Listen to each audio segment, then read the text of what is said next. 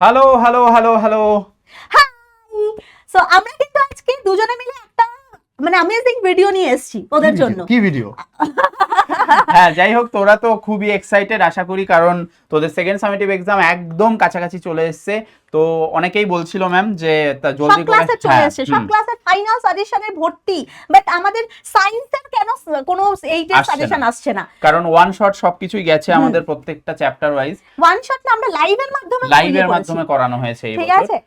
আর কি চাই, আবার তার সাথে সাথে ম্যারাথনও চলছে। হ্যাঁ, তো এবার আমাদের শুধুমাত্র হাতে রয়েছে সাজেশন যে এই কটা কোশ্চেন করলেই কি ম্যাম আমরা পুরোপুরি কমন পেয়ে যাব, কি মনে হয়? এইখানে আমি একটা জিনিস বলতে চাই, যেহেতু ক্লাস 8 এবং স্কুলে এক্সাম, তো তাই জন্য তোদের যে প্ল্যানটা হওয়া উচিত সেটা হচ্ছে প্রথমত তোদের ওই যে ওয়ান শট গুলো বা আমরা লাইভে নিয়েছিলাম, এখন তো তোদের রেকর্ডিং হিসেবেই আছে, ওইগুলোকে ভালো করে কিন্তু যারা যারা এখনো দেখিসনি তারা সবাই ভালো করে দেখবি।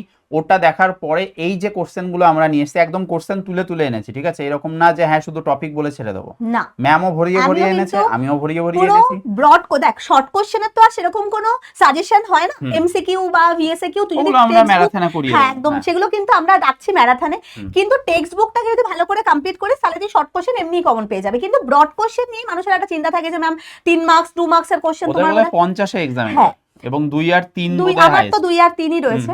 তাহলে আমি কিন্তু দিয়েছি, স্যারও কিন্তু দিয়েছে একদম proper question, chapter wise proper একটা কোশ্চেন করলে কিন্তু বড় কোশ্চেন 100% তোরা কমন পেয়ে যাবি। তো স্যারের থেকে শুরু করা যাচ্ছে। পাচ্ছিস যে আমার পার্টটা দিয়ে শুরু হবে, আমার ছবি দেখতে পাচ্ছিস, তারপর সুয়েনা ম্যামের ছবি আসবে।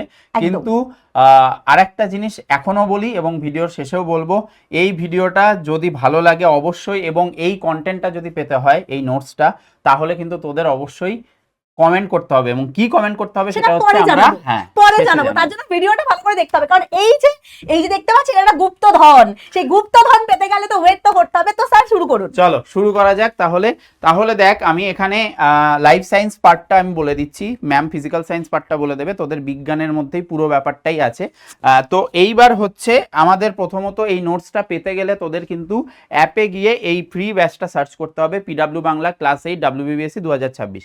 এই ব্যাচটা তোরা এর আগেও অনেকেই হয়তো আছিস, কারণ তোদের যাবতীয় যা লাইভ হতো নির্মাণ, সেগুলোর তো আগের বছর গেছে। এই বছরে যারা তোদের যে ক্লাসগুলো গেছে সেগুলোর নোটসও কিন্তু তোরা এখানেই পেয়েছিস।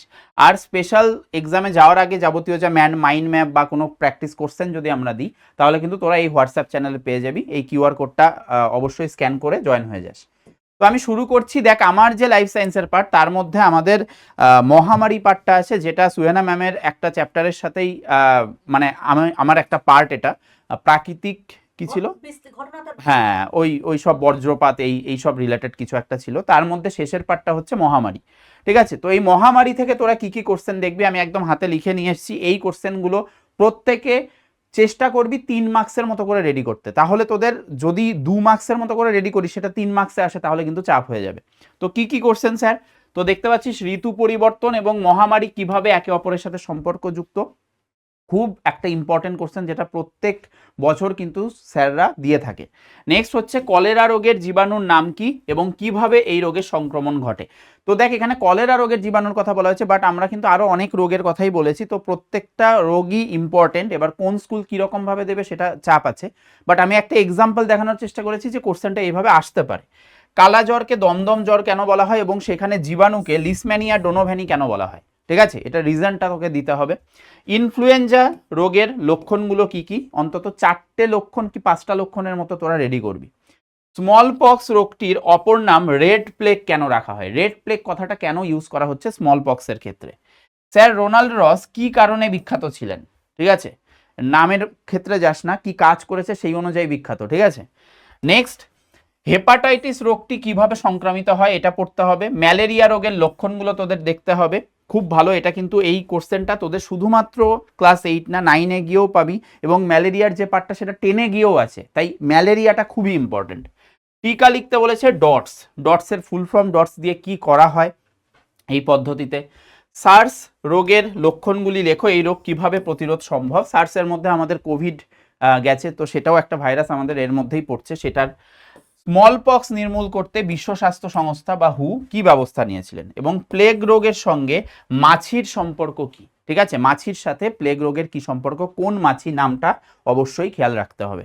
আমরা এই চ্যাপ্টারটা, এটা পুরোপুরি আমার চ্যাপ্টার, মানুষের খাদ্য এবং খাদ্য উৎপাদন, 3টে লেকচারের মাধ্যমে তোদের বোধহয় লাইভে গেছে আর কি, ওটা পুরোটা কিন্তু দেখে নিস, আলাদা আলাদা লেকচার আছে।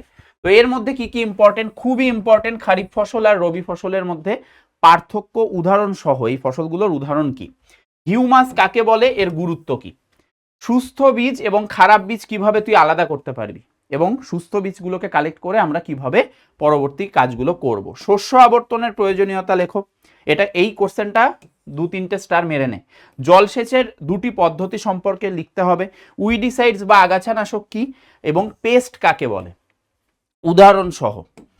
পরের কোশ্চেন, মারাই এবং ঝাড়াই বলতে কি বোঝো, ঠিক আছে, শস্যের যে মারাই ঝাড়াই হয় সেই ব্যাপারটা তোকে বলতে হবে। বর্তমানে শস্য সংরক্ষণের গুদামে নাইট্রোজেন গ্যাস চালনা করা কেন হয়, এই যে জীবাণু বা পতঙ্গ এগুলো যাতে না হয়, ঠিক আছে।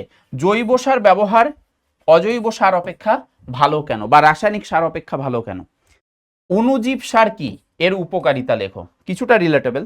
রাহাত পদ্ধতিতে কিভাবে জলসেচ করা হয়, খুবই ইম্পর্টেন্ট এই কোশ্চেনটা। আমের গুণাগুণ লিখতে হবে, আমের বা পুষ্টিগত গুণাগুণ কি আছে সেটাও তোদের ইম্পর্টেন্ট। আম চাষের জন্য বীজ থেকে জন্মানো চারা গাছ ব্যবহার করা হয় না কেন, ঠিক আছে। গাছ থেকে চা পাতা কি অবস্থায় তোলা হয়, কিভাবে তোলা হয়, কটা পাতা, কিভাবে বড় পাতা ছোট পাতা সেইভাবে রেখে। চায়ের কোন উপাদানগুলি স্নায়ুকে উদ্দীপিত করে, চা বা কফি যে কোনোটা আসতে পারে। বিভিন্ন ধান চাষের জন্য কোন প্রকার জমির প্রয়োজন হয় সেটা উদাহরণ সহ তোকে লিখতে হবে। এই কোশ্চেনটা খুব ভালো আসতে পারে। ধানের বীজতলা প্রস্তুতি এবং চারা গাছ তৈরি কিভাবে করা হয়। আম গাছের জোড় কলম পদ্ধতি, এইটা আলোচনা করো। এরপর বলেছে চা বাগানে ছায়া তরুর ভূমিকা কি, কেন ছায়া গাছ রাখা হয় পাশে। মধুর ব্যবহার লেখো বা মধুর পুষ্টিগুণও আসতে পারে। ভারতীয় মৌমাছিদের উল্লেখযোগ্য কয়েকটি প্রজাতির নাম, মৌমাছির যে বংশ তার মধ্যে কি কি ধরনের মৌমাছি থাকে সেটাও আসতে পারে। কার্প পোনা মাছ কাকে বলে, একই জিনিস, এটার উদাহরণ লিখতে হবে। এই কোশ্চেনটা খুব ইম্পর্টেন্ট বেটা, 3 মার্কসের জন্য। নিবিড় মিশ্র মৎস্য চাষ চিত্র সহ আলোচনা করো, খুব সহজ হয়। ব্রয়লার মুরগি, ঠিক আছে, এই মুরগির বৈশিষ্ট্য কি। আর কয়েকটা কোশ্চেন, পুরুষ শ্রমিক এবং রানী মৌমাছির কাজ আমি বলেছিলাম, যে ধরনের মৌমাছিগুলো বিভিন্ন টাইপসের আছে সেগুলোর। আধুনিক পদ্ধতিতে মৌমাছি প্রতিপালন কিভাবে করা হয়। মৌমাছিরা কিভাবে মধু তৈরি করে। ডিম পোনা থেকে পূর্ণাঙ্গ মাছ কিভাবে পাওয়া যায়। এরপর হচ্ছে ডিপ লিটার পদ্ধতি, এইটাও তোদের আসতে চলেছে, ঠিক আছে, অর হিসাবে কিন্তু দিয়ে দিতে পারে, তাই এই পদ্ধতিটাও কিন্তু খুব ভালো করে তৈরি করবি। অ্যান্ড লাস্ট হচ্ছে লেইং ব্রিড এবং টেবিল ব্রিড বলতে কি বোঝায় বা ডিফারেন্সের মতো করে, এবং উদাহরণও কিন্তু এর থেকে এখানে আসতে পারে। তো এই হচ্ছে আমার লাইফ সায়েন্সের পার্ট, ঠিক আছে। তোরা জানিস ফিজিক্যাল সায়েন্স ম্যামের পার্ট প্রচুর বেশি আছে, মাইকটা অন করো, ঠিক আছে। তো এই পার্টটা বেশি আছে, ম্যাম একদম লিকড পেপার নিয়ে এসেছে, জানি না কোন স্কুলের সাথে ম্যামের সম্পর্ক আছে, সব স্কুলের সাথে আমার সম্পর্ক রয়েছে, পুরো লিকার শুয়ে ম্যাম লিকার, দেখে নিবি। এদিকে কিন্তু চা লিকার খায় না, না দুধ চা খায় না লিকার চা খায়, ঠিক আছে।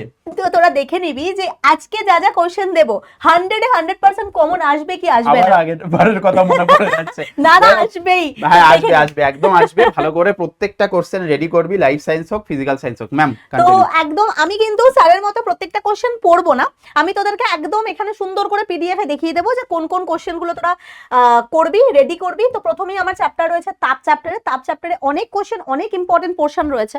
তো তার মধ্যে আমার সবথেকে ইম্পর্টেন্ট পার্ট হচ্ছে আপেক্ষিক তাপের পোর্শনটা। তো আপেক্ষিক তাপ থেকে এই পোর্শনগুলো, আমি কোশ্চেনগুলো পড়ছি না, এখানে দেখ একদম প্রপার কোশ্চেনগুলো লেখা রয়েছে। যদি পিডিএফটা পাস তাহলে কিন্তু একদম ইজিলি কোশ্চেনগুলোকে একদম লিখে লিখে তোরা প্র্যাকটিস করবি। তো যে কোনো কোশ্চেনের অ্যান্সার কিন্তু তোরা আমাদের যে নির্মাণের ক্লাসটা, যেটা আমাদের লাইভ গেছিল, লাইভ সেকশনে পেয়ে যাবি। সেখানে এখানে যা যা করানো রয়েছে, মানে যা যা কোশ্চেন রয়েছে সবকিছু আমার কিন্তু ক্লাসে করানো রয়েছে। আর হ্যাঁ, অঙ্কগুলোও কিন্তু আমি করিয়েছি, তবে এইতে বিশাল পরিমাণে কিছু অঙ্ক দেয় না, আমি এখানে তাও 2-1টা অঙ্কের কোশ্চেন এনেছি। তো এই অঙ্কগুলোরও কিন্তু হয়তো এই নাম্বারিং গুলো, নিউমেরিক্যালের নিউমেরিক পার্ট গুলো একটু আলাদা হবে, বাট এগুলো কিন্তু করানো রয়েছে। তো এই হচ্ছে আমাদের তাপের কোশ্চেন। যদি পিডিএফটা পেতে চাস তাহলে কিন্তু একটু ওয়েট করতে হবে, আমি প্রসেস বলে দেবো যে এরপরে আমরা কি করে পিডিএফটা ডাউনলোড করবো, এবং ডাউনলোড করার পর আমরা কিন্তু দেব না, ডাউনলোড করার জন্য একটা প্রসেস করতে হবে, একটা চ্যালেঞ্জ নিতে হবে, তো সেটা কিন্তু আমরা বলবো। তো এই হচ্ছে আমাদের টোটাল তাপের কোশ্চেন। এরপর আমরা নেক্সট চ্যাপ্টারে আসবো, রাসায়নিক বিক্রিয়া চ্যাপ্টার। এই চ্যাপ্টারটার মধ্যেও কিন্তু প্রচুর বিক্রিয়া রয়েছে, সেই বিক্রিয়াগুলোকে লিখে লিখে প্র্যাকটিস করতে হবে।